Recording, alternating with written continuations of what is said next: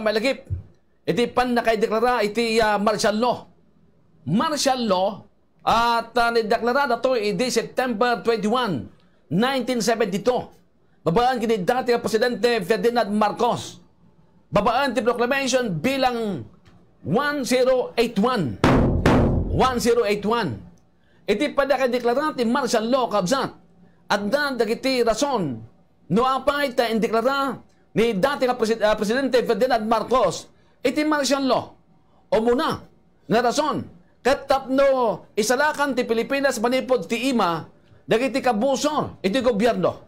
May kadwa tapno mapatibgan ti maysa nga bagong lipunan wenno baro nga kagimungan nga mangipaay ti panagduruas kinakapya ken asalaknib kadagiti umili nga Pilipino.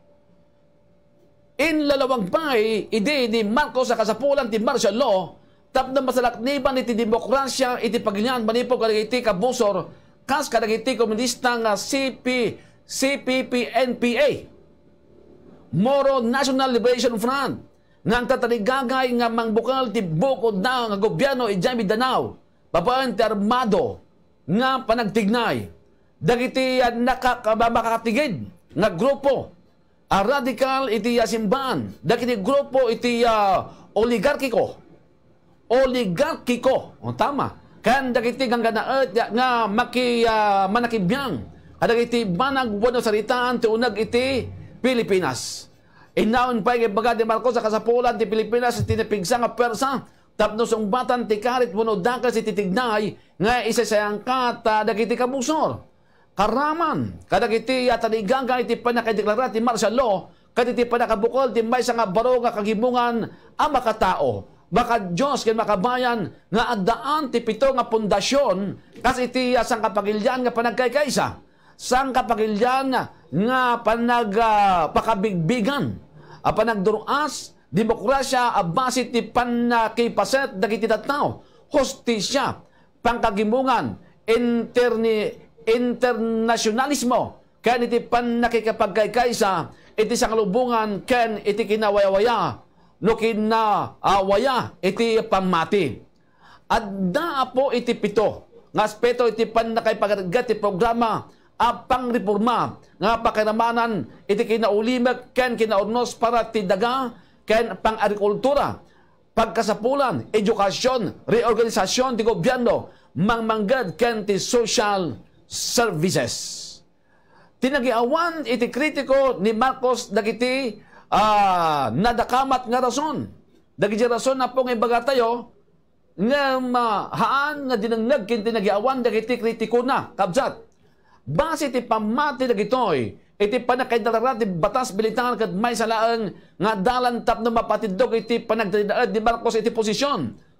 Inaan fight nga ibaga dagiti kritiko nga dakkel tamak ni Marcos iti sumublat kinkwana iti Malacanang may sa ditoy di Senador Benigno Aquino Jr. akaron na kalaban ti politika ken impagrupda nga adda ti dakkel nga tsansa iti eleksyon kalpasan nga ipanamnama nga madaan iti panagsukimat may papan ti dakkel korupsyon iti administrasyon ni Presidente Marcos.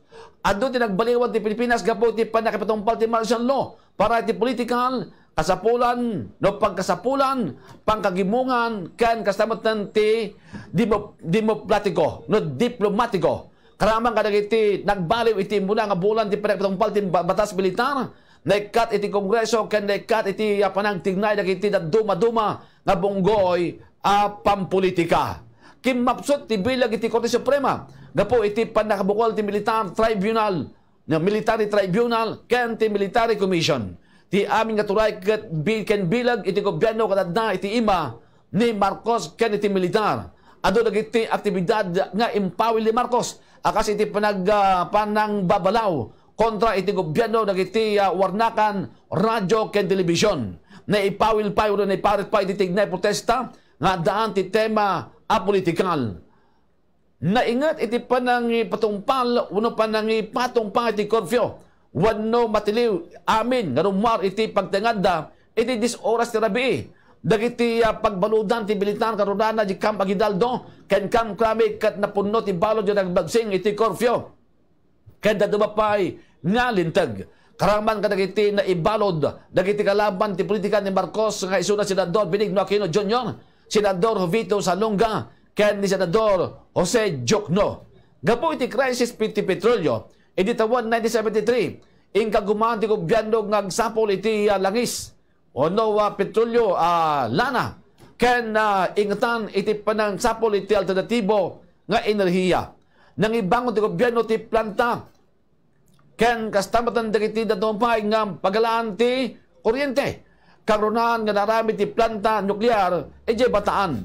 Tapno madaan ti umdas kataraon, ken nabuslon nga panagbiag. Intandodo ti gobyerno ti nadumanduma ka programa kasi ti Green Revolution. Wano gulayan, Blue Revolution, para ti lamas ken dadupay nga taraon ang maala manipod iti baybay. Palayan ng bayan, masagana 99. Wano ti madaan ti apit nga irik nga 99 kaban kada hektarya. Masaganang maisan, kilusang kabuhayan ken kaularan. Wano jawawagan tayo idiga KKK ken ti sariling sikap. Adumot ti naipatungpal nga agkakapatag nga ramid iti dayta nga panawin. Tas iti panakalukoy adak iti kaganaet nga agpuunan iti pagilyan. Panagganay-gay uno panagganay-gay iti turismo.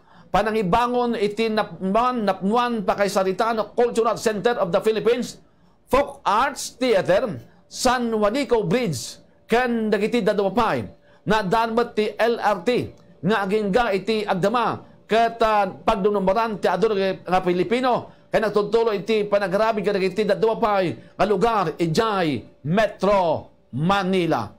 Iti lagsid dagitoy nagkakapintas nga pasamak ditoy kabayatan ti panawon ti martial law. Adamad dagiti naibaga nga addo iti na biktima iti panaglabsing ti karbangan pantao wenno human rights ken napukaw iti demokrasya ken lalo nagswak iti ekonomiya. Kabetan na nangibingay met laang ti pamati dagiti Pilipino. Nuno nabingay laang ti pamati dagiti Pilipino. May papangka dagiti napasamak iti panawon ti martial law nga impatungpal ni Pangulong uno ni Presidente Marcos awan iti sabaling nga makapanagnak iti pudno akasasaad ti pagilian iti dayta nga kanito no saan nga dagiti na kaimatang ken nakapadas iti dayta nga pakasaritaan kaya nga naimaldit ditoy Pilipinas iti panawon ti martial law nga may palagip itatangal daw September 21, 2021 iti panakaideklara na ditoy martial law gagayam kay kaabsat iti September 21, 1972 babaen iti proklamasyon bilang 1081. Detapo ti pakasalitan ti martial law nga intay may ipalagip tatapo nga aldaw. Okay? At diyan mo no manutawon yun di naideklara ti martial law no 1972